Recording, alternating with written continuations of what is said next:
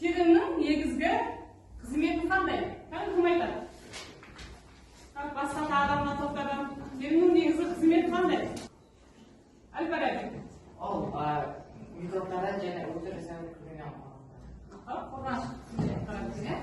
келесі, терінің ең сыртқы қабаты қалай аталады? Терінің ең сыртқы қабаты қалай аталады? Басқа. Ахмет. Эпидермис, иә? Келесі, үшінші тапсырма. Тер бездерінің негізгі қызметі қандай? Тер бездері, не істейді олар? Қызметі қандай? Кім айтады? Тер бездері не істейді? Білмейсіз ба, тер бездері не білетін? Қандай қызмет атқарады? Балдар? Тер бездері тер бөледі, балдар. Артық соңғы өнімдерді шығарады. Келесі, төртінші. Қышыма қандай ауру түріне жатады? Қышыма қандай ауру түріне жатады? Ал дейсізден айтады? Тер ауруына жатады, бірақ оны тудыратын қандай? Кене, қышыма кене екен, иә? Сондықтан жеке бас гигиенаны сақтау керекпіз. Балдар, келесі, бесінші тер ауруларын емдейтін дәрігер не деп атаймыз? Айған? Дерматолог деп атаймыз, иә? Ары қарай. Алтыншы, тер саулығын сақтау үшін не істейміз? Терін тазалау үшін балдардан сұрайықшы. Басқа кәл, басқаларымызды асалысып отырамыз. Тек қана үшінші топ қана ма? Жазайық. Жеке бас гигиенасын сақтау керекпіз, иә? Жақсы, болады. Келесі балалар жаңа сабақта бастамас бұрын біз мына суретке назар аударамыз. Бұл суретте не көрсетілген? Адамның бұлшықеті, адамның қаңқасы, осы сүйекпен бұлшықет бекініп, яғни адамның бет қимыл жүйесін сөйлеген балалар. Енді ары қарай келесі жаңа сабағымыздың тақырыбы адам қаңқасының құрылысы, тірек қимыл жүйесінің маңызы мен қызметі балалар. Енді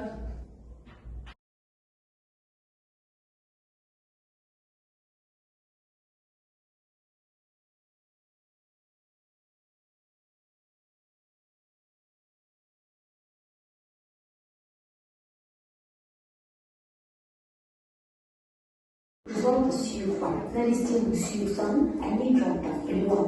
Мынау қызыл бас сүйек, төменде жақ сүйек. Саған сығайтайын, құлақта да сүйек бар. Олардың өте майда көлемі аттары, балғашы, төстік, үзеңгі. Өкпеменен жүректі кеуде торы үзетті.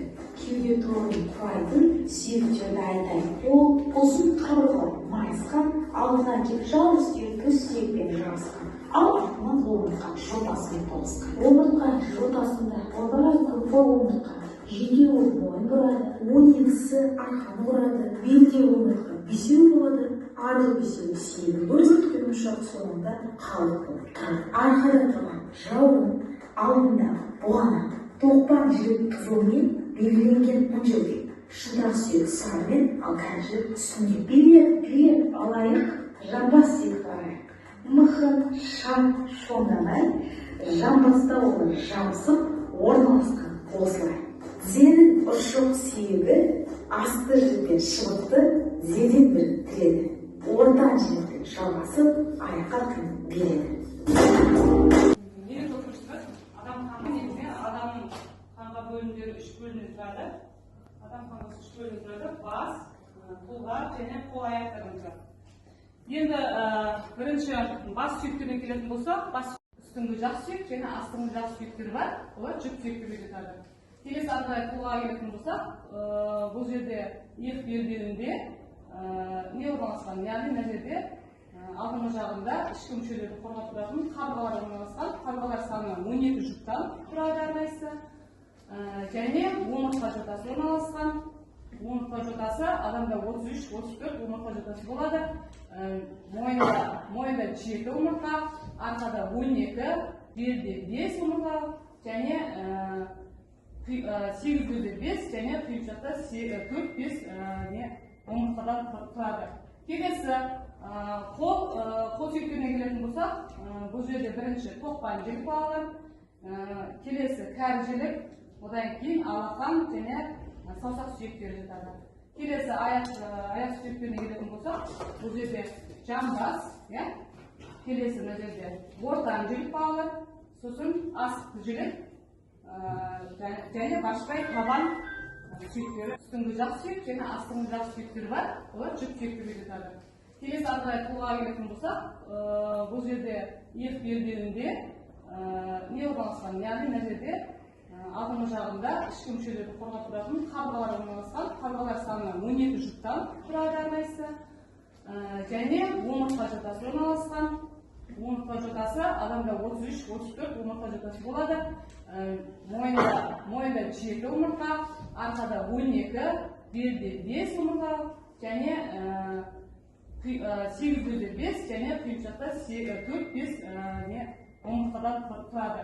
Келесі қол сүйектеріне келетін болсақ, бұл жерде бірінші тоқпан жілік балалар, келесі кәрі жілік, одан кейін алақан және саусақ сүйектері жатады. Келесі аяқ сүйектеріне келетін болсақ, бұл жерде жамбас, келесі мына жерде ортан жілік балалар, сосын астықты жілік, және башпай табан сүйектері, аяқтың саусақтары. Келесі, енді балалар осы тақырыпқа сәйкес тапсырмаларды орындаймыз.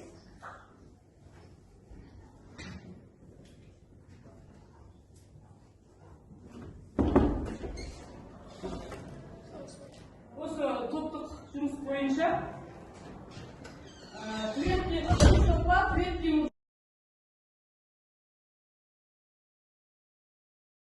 қимыл тапсырмалары қорғап шығады. Ал кәдеге бастаймыз. Ол үшін алдарындағы параққа, яғни маркермен жазамыз.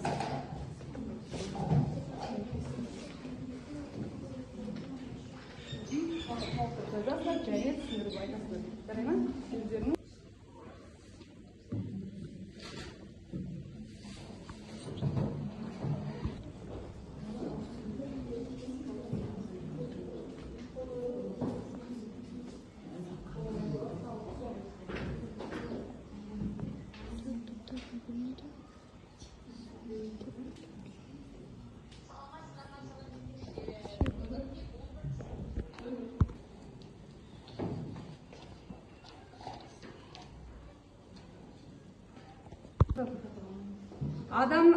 Адамның қаңқасының негізгі қызметтерін көрсетіңіз дейді. Ал кім айтады? Адамның қаңқасының негізгі қызметтерін.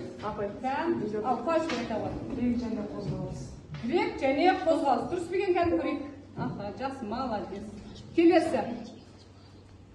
Келесі, адам қаңқасы неше бөлімнен тұрады? Балдардан сұрайық, мақсат? 3 бөлімнен тұрады екен, ары қарай. Адам басылып кетті.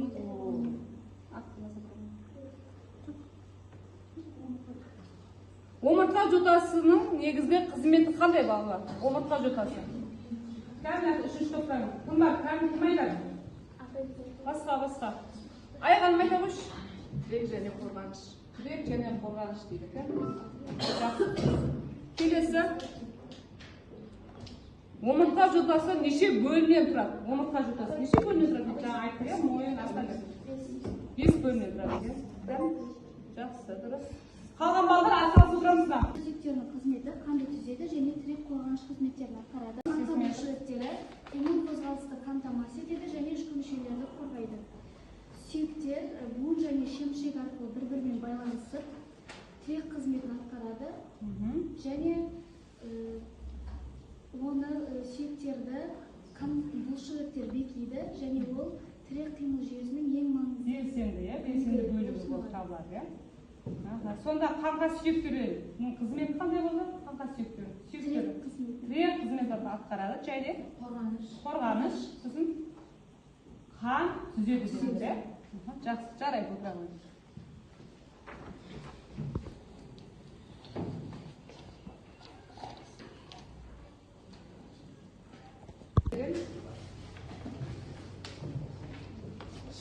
Bir şundur yani, ortağa şundur.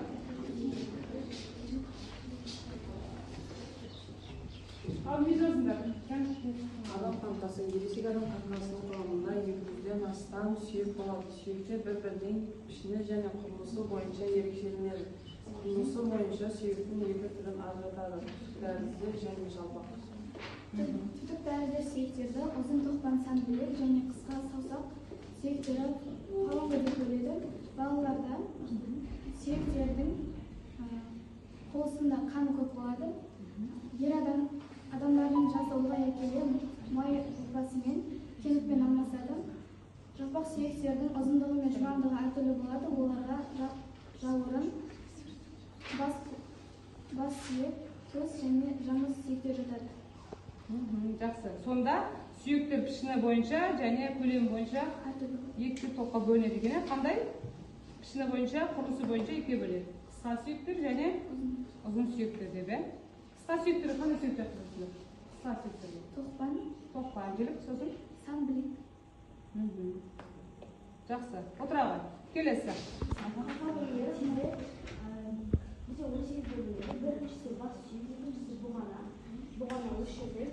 Балдар, яқыға көрсетеміз.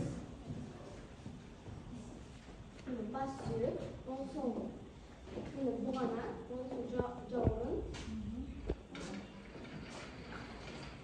Бұғана қайсы? Бұғана және жауырын, тоқпан, қабырға, омыртқа. Наме көрсетеміз. Бас сүйек,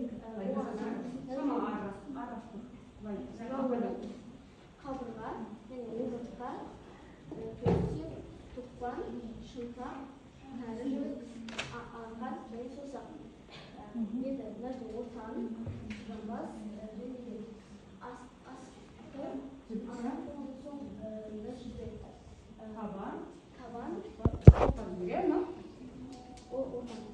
табан, шынтақ. Жоқ, аяна шынтақ. Тәржіліге. Жарайды, маған. Балалар, қандай сүйек, атауы қандай? Ары қарай көшіріп қалқылаймыз. Стоп, жоқ.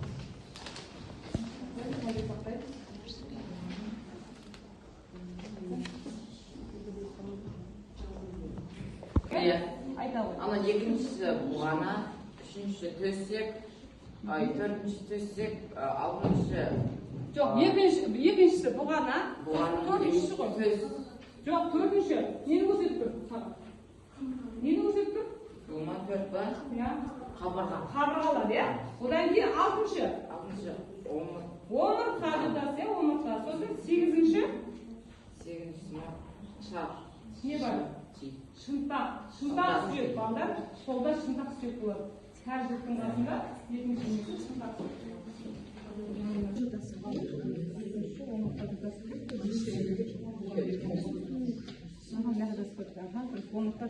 Жақсы. Келесі енді ары қарай. Қол сүйектерін кәдімгі шақпаса жері бар. Аяқ сүйектері, иә. Аяқ сүйектері.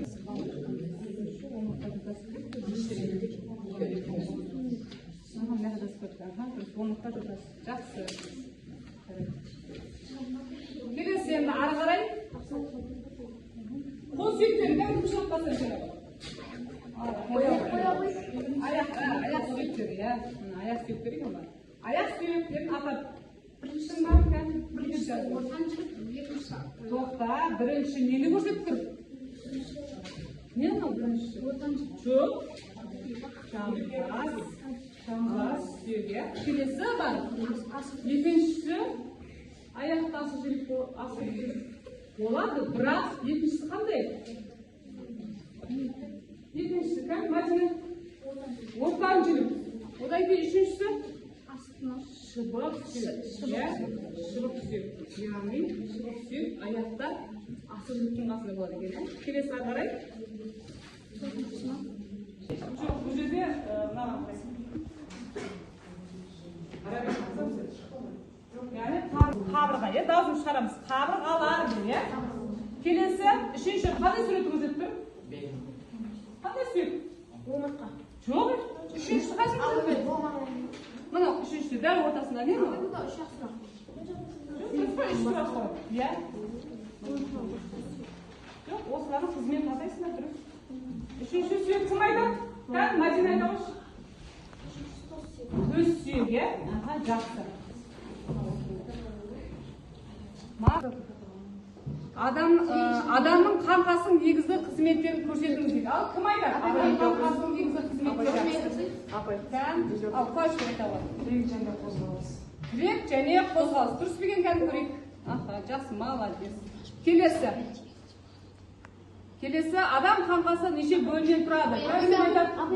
Балдардан сұрайға, мақсат? 3 бөлінен тұрады екен, е?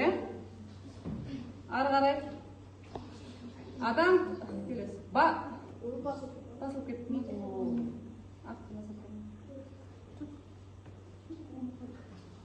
Омыртқа жотасының негізгі қызметі қандай балалар? Омыртқа жотасы.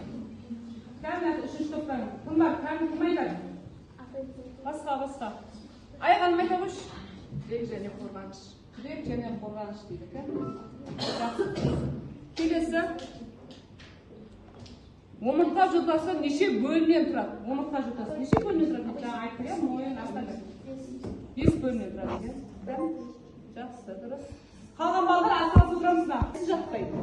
Қабырға, төс сүйек, омыртқа, жамбас. Қайсы жатпайды? Жамбас. Айтып қойды, не яқты мақсат? Келесі. Басамыз, дұрыс екен. Кеуде қуыс. Келесі. Адам қаңқасындағы ең ұзын сүйек не деп аталады? Кәл, не яқты оқушылар? Кәл, қаншайын? Айтайшы кәл. Көнбей тұрма. Айтып кәл айтамыз. Қайсы? Оны айтып. Ең ұзын сүйек не деп атаймыз? Басқа мы.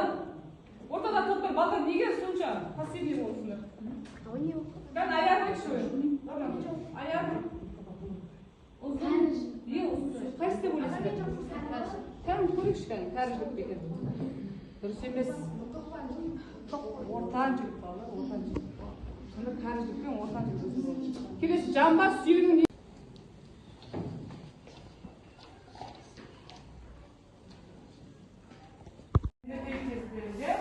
омыртқа жотасы әлі сіздер өсіп алсыңдар, әлі қалыптасып алсыңдар, сондықтан ауыр өздерінің салмақтарынан дейді 10%, сол салмақтарының 10%-ын сендер 10%-ына құрайды керек. Сол салмақты ғана көтеру керексің. Мысалы, сен салмағың 40 кг болса, онда 10-ға бөлетін болса, қанша шығады?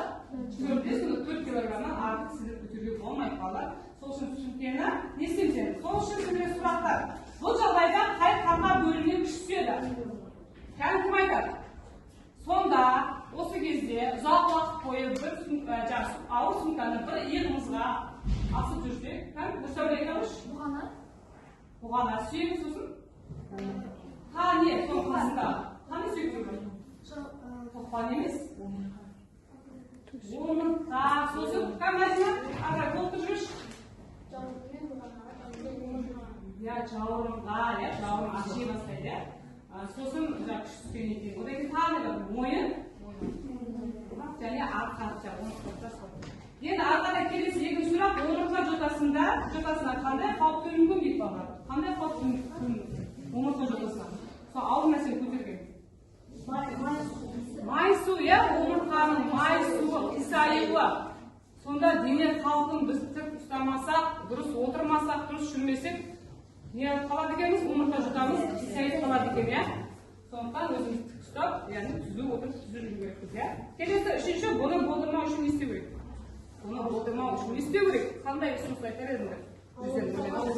Ауыр затты, шамалы салмақтан ені, сөмкедегі ауыр затты шамалы азайту керек. Не істеу керек дағы? Сосын бұлшықеттермен, дене бұлшықеттермен айналысатын жаттығулармен де айналысу керек.